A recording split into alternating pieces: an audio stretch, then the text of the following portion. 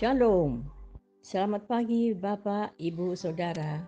Terima kasih telah bergabung bersama kami dalam renungan harian Jemaat GKJ Bandung.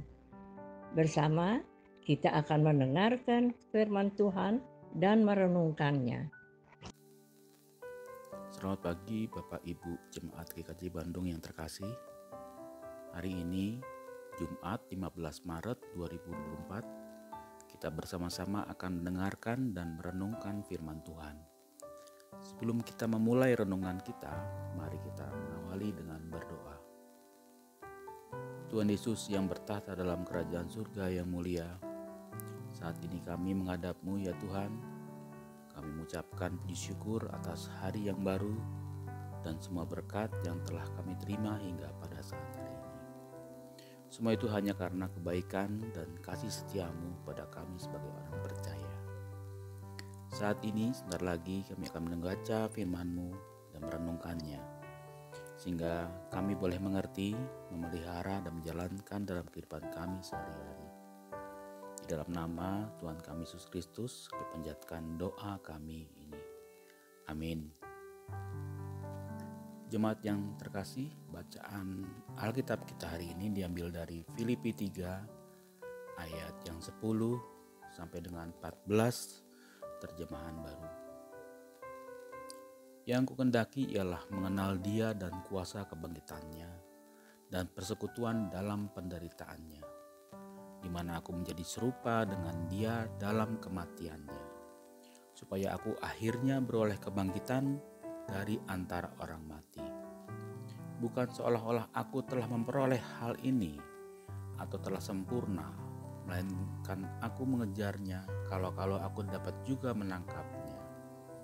Karena aku pun telah ditangkap oleh Kristus Yesus.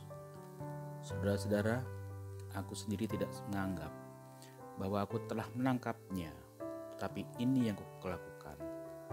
Aku melupakan apa yang telah di belakangku dan mengarahkan diri kepada apa yang di hadapanku, dan berlari kepada tujuan untuk memperoleh hadiah, yaitu panggilan sorgawi dari Allah dalam Kristus Yesus. Jemaat GKJ Bandung yang terkasih, tema renungan pada pagi hari ini adalah mengarahkan hati kepada Allah. Kita sering mendengar pepatah yang mengatakan tak kenal maka tak sayang.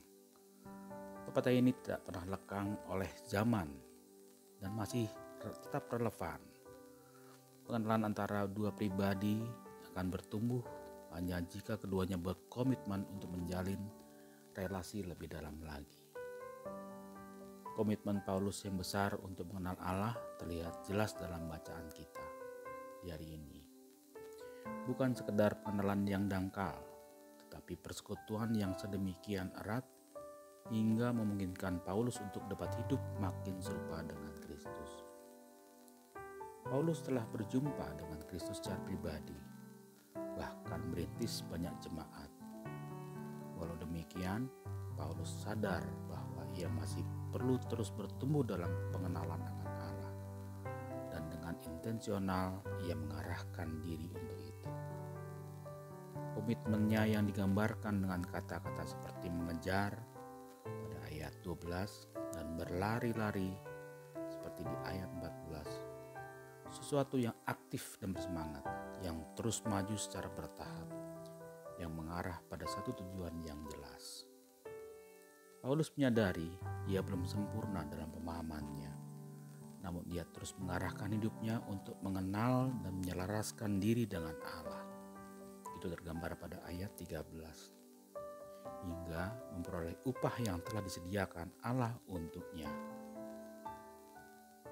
Bapak Ibu jemaat yang dikasihi Tuhan, dalam masa Prapaskah ini, sesuai dengan tema yang diberikan oleh panitia, saya mengajak untuk merenungkan, untuk menilik kembali sikap hati dalam pelayanan kita yang kita lakukan.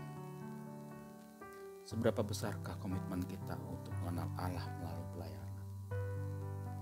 Apakah kita mengejar, berlari-lari ke arahnya, atau justru kehilangan gairah untuk hal tersebut? Mari mengarahkan hati untuk makin mengenal Allah melalui pelayanan. Ketika ketika kita memelihara komitmen ini, maka hati kita akan terus diselaraskan dengan hati Kristus. Keinginan dan kebiasaan lama yang berpusat pada ego, pada diri sendiri digantikan oleh respon yang baru hanya untuk memuliakan nama Allah.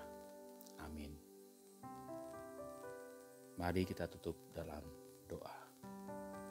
Bapa yang di surga, yang kami sembah dalam nama Tuhan kami Yesus Kristus, terima kasih atas renungan-Mu di pagi hari ini. Kiranya hari demi hari dapat kami belajar dari Engkau melalui firman-Mu, dan kami dapat melakukannya dalam kehidupan kami sehari-hari di lingkungan kami berada.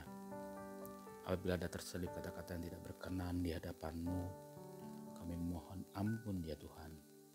Ampuni kami seperti kami mengampuni orang yang bersalah kepada kami.